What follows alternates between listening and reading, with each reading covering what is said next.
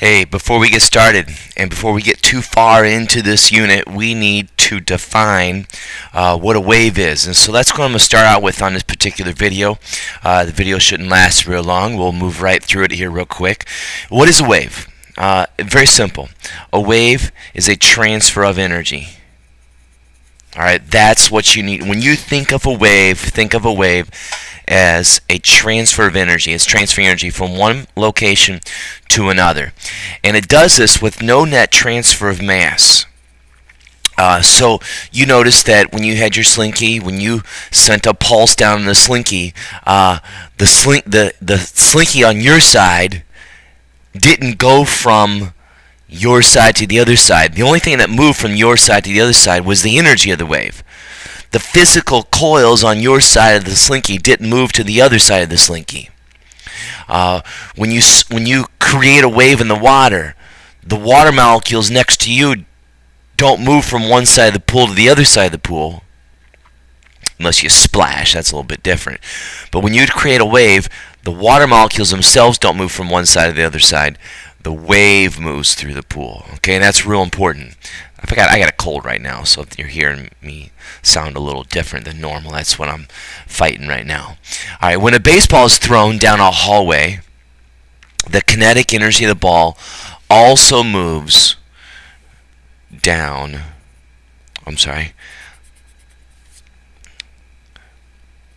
With the ball.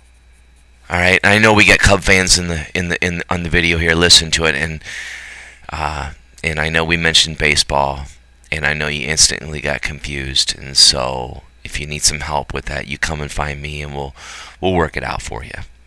In contrast to the baseball, okay, so back up real quick. So if you throw a baseball across the room, the kinetic energy of the baseball moves with the baseball. The baseball itself moves, and the kinetic energy moves. But in contrast, back to the notes now, in contrast to the baseball, there probably doesn't need to be a comma right there. In contrast to the baseball, the slinky transfers energy from you to the partner without moving one coil of the slinky to the other side.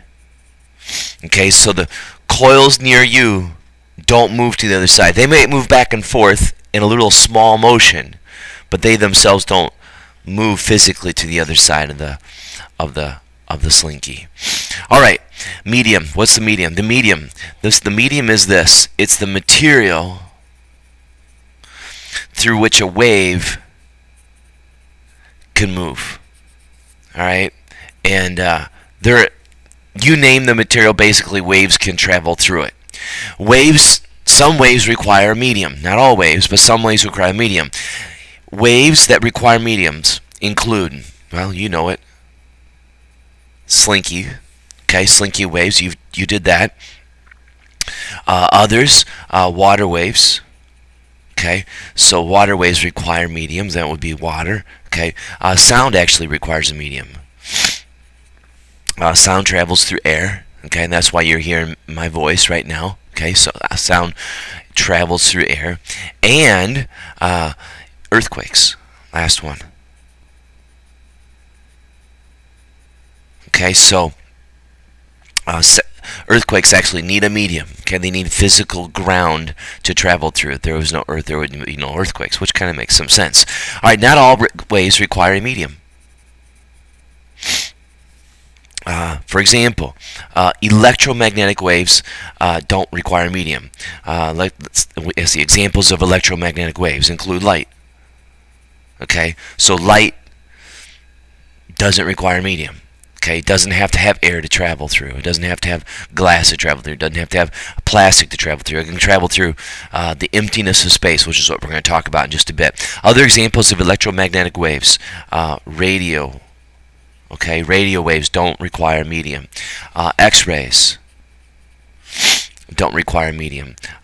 Ultraviolet rays, okay, the rays that you use to get cancer, I mean a suntan with, those don't require a medium. So they do not need a medium and can travel through empty space. Okay, what is empty space? Empty space is basically a vacuum. Okay, so emptiness, vacuum is basically, a vacuum is just emptiness. For example, here's a quick example. If the sun blew up, we would see, but not hear, the explosion. Okay? So the light would travel to us, but not the sound.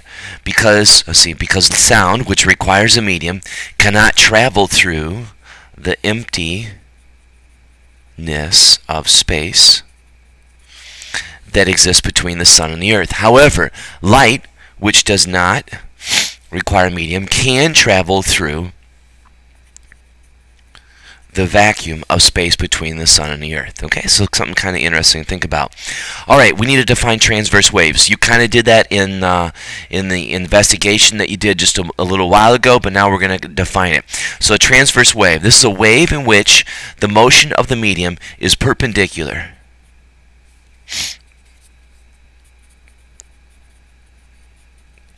Is perpendicular to the motion of the wave. For example, I got just a quick little diagram here. Let's say that I've got a wave that looks like this. All right, and the medium here, okay, is moving up and down. Okay, that would be up and down this way. So if you put a little, like if this were water, the water would be moving up and down, and then the wave itself would be moving to the right. Okay, and those are perpendicular. So this is the wave. This is the medium. Okay, and the wave and the medium move perpendicular to one another. That's a transverse wave. All right, so what are examples of transverse waves? All right, examples of transverse waves include slinkies. Okay, that makes sense. You just did that in the example. Let's see here. Let's do this one. See, water waves. Okay, are transverse waves. Okay, because they can go up and down. Another one is going to be earthquakes. If I can spell it. Okay, so earthquakes can be transverse waves. And the other one that's a transverse wave are electromagnetic waves, which is kind of weird. Like, hey, electromagnetic waves don't have mediums, but if you dig in a little bit, you're right, they don't have mediums, but there's something that does oscillate. It's called a magnetic field and an electric field. The fields themselves oscillate perpendicular to the motion of the wave. Okay, so you don't really need to know that detail, but I just want to make sure you knew that electromagnetic waves are indeed classified as transverse waves. All right, last little piece, amplitude. Amplitude is the height of a wave. Okay, so for example, the height of the wave is always measured from the top of the wave to what's called the equilibrium. That would be the amplitude of the wave. You can also go to the bottom of the wave to the equilibrium. This is kind of, this line in the middle would be the equilibrium here. So this would be the amplitude, this would be the amplitude, but the amplitude would not be this. Okay, so that is not the amplitude, so don't get too confused with that later on. All right, so large amplitudes, what does that mean? So if a wave has a large amplitude, it corresponds to a large amount of energy. The bigger the amplitude, the more energy you have, basically. So for example, large earthquakes have large amplitudes. Okay, and as a matter of fact, I heard there was an earthquake I think earlier today in China, western China, 7 something on the Richter scale, so quite a big earthquake there. Soft sounds, okay, have small amplitudes. Okay, we'll talk about how that works and how your ear detects sound a little later on. And then large amplitudes of light correspond to large amplitudes, so that'll be a bright. Okay, so bright lights are produced by large amplitudes of light. All right, that's the first video. You can go ahead now and progress on to the next investigation. Good luck.